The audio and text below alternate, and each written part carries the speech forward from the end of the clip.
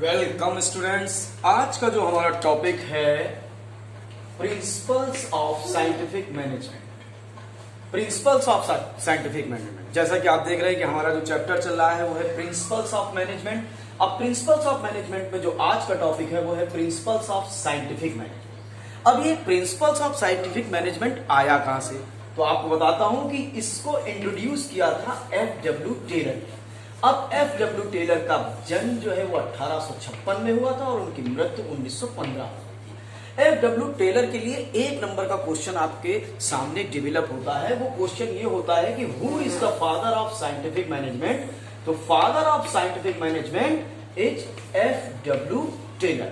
और F.W. Taylor ने जो अपनी पहली कंपनी में जॉब किया था, मिडवेल स्टील कंपनी यूएसए की थी। इसमें इन्होंने सुपरवाइजर का काम किया और एनालाइज किया, देखा कि साइंटिफिकली मैनेजमेंट को कैसे अप्लाई किया जाता है। और उसके बाद बेल्थम स्टील कंपनी में यूएसए में इन्होंने काम किया और इन्होंने जो अपनी पहली बुक पब्लिश कराई वो बुक 1911 में पब्लिश हुई और वो इतनी ज्यादा पॉपुलर हुई कि उसने धूम मचा दी और वो साइंटिफिक मैनेजमेंट के नाम से पॉपुलर हुई। अब बात करते हैं डेफिनेशन की कि भाई F.W. टेलर ने साइंटिफिक मैनेजमेंट के डेफिनेशन में क्या बात कही है। Scientific management is concern with knowing exactly what you want man to do and then see in that they do it in the best and cheapest way. यानी कि scientific management में उन्होंने जो डेफिनेशन डिस्क्राइब की कि पहले तो हमें यह जानना चाहिए कि वो आदमी जो काम करना चाहता है वो क्या करना चाहता है और उसको वॉच करना है, वो क्या करना चाहता है और उसको वॉच करना है कि वो क्या उसको कैसे चीपेस्ट वे में कर सकता है scientifically.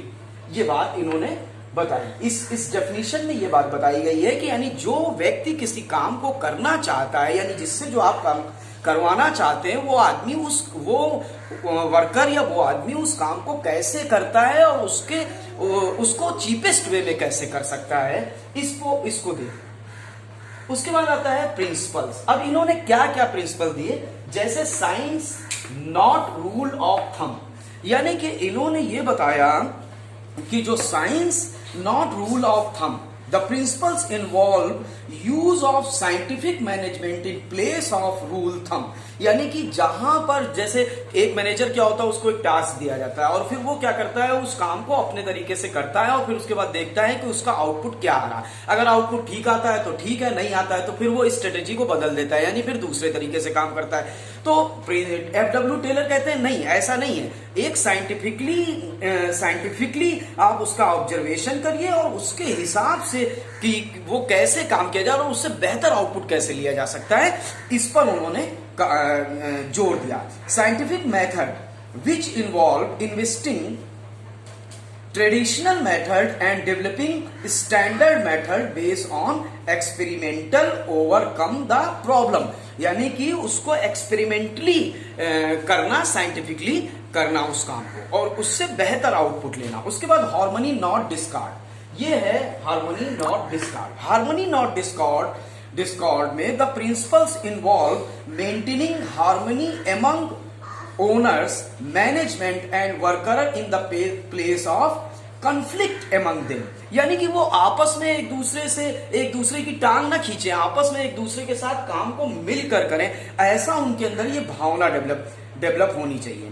For meaning harmony Taylor has suggest complete mental revolution for all the three groups of people. यानी जो तीनों ग्रुप हैं, ओनर्स का, मैनेजमेंट का और वर्कर्स का, ये तीनों अपने अपने माइंड के हिसाब से काम करें, अपने अपनी टेक्निक्स अप्लाई करें कि कैसे उस काम को और बेहतर किया जा सकता है। उसके बाद तीसरा टॉपिक है कॉपरेशन नॉट इंडिविजुअलिज्म।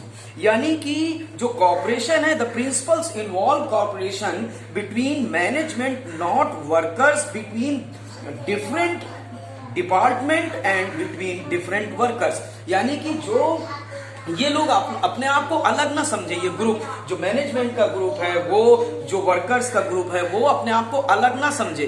वो मिलजुल के काम करें, आपस में एक ऐसी भावना हो कि वो लोग मिलजुल कर काम करें ताकि बेहतर प्रोडक्टिविटी मिल सके।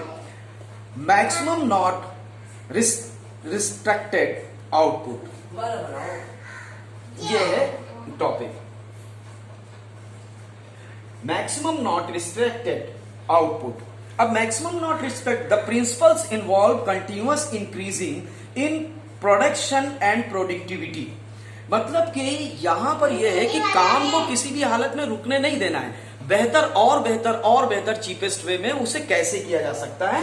मैक्सिमम आउटपुट मिनिमम कॉस्ट, यानी कम से कम कीमत में ज्यादा से ज्यादा आउटपुट लिया जाए। उसके बाद लास्ट टॉपिक है development of person. Development of personal का मतलब है कि सभी लोग, the principles involve development of all persons to their greatest efficiency and prosperity, यानी वो अपनी कुशलता को बढ़ाने के लिए अपने आप को डेवलप करें personally. For this training should be provided to them at the workplace according to the requirement of new method of working, यानी कि जो व्यक्ति जिस काम को करने के लिए है वो व्यक्ति उसी काम को करे और बेहतर से बेहतर करे, उसके लिए उसे ट्रेनिंग वगैरह जो भी ये सब चीजें लेनी पड़े।